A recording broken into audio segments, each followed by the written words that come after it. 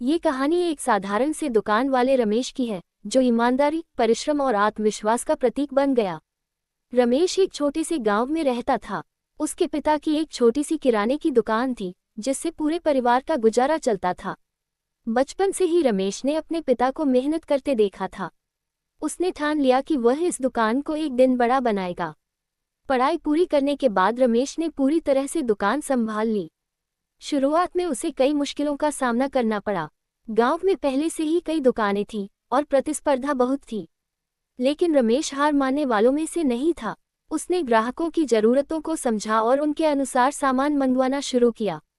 वह हमेशा मुस्कुराकर बात करता और कभी भी किसी ग्राहक को खाली हाथ नहीं लौटाता। उसकी यही आदतें उसे दूसरों से अलग बनाती थीं। धीरे धीरे उसकी दुकान की पहचान बनने लगी। उसने पुराने तरीके की जगह नए तरीके अपनाने शुरू किए, जैसे कि साफ सफाई, सही रेट और हर चीज़ का बिल देना। गांव के लोग अब रमेश की दुकान को ईमानदारी की दुकान कहने लगे थे। रमेश की सबसे बड़ी खासियत यह थी कि वह केवल व्यापार नहीं करता था, बल्कि समाज सेवा को भी प्राथमिकता देता था। गरीब लोगों को वह उधार पर सामान दे देता, और जब उनके पास पैसे होते तो वे चुका देते। बच्चों को वह कभी कभी टॉफी मुफ्त में दे देता, जिससे बच्चे भी उसे बहुत पसंद करते। कुछ सालों में रमेश ने दुकान को बड़ा कर लिया।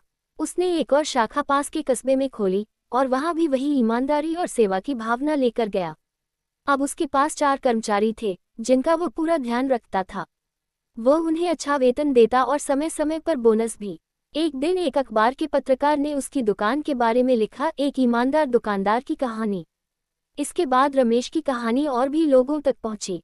लोग उससे मिलने आते और वह विनम्रता से सबका स्वागत करता। रमेश की कहानी इस बात का प्रमाण है कि अगर नियत साफ हो, मेहनत सच्ची हो और सेवा भावना हो, तो कोई भी साधारण व्यक्ति असाधारण बन सकता है। उसकी दुकान आज सिर्फ सामान बेचने की जगह नहीं, बल्कि भरोसे का प्रतीक बन चुकी।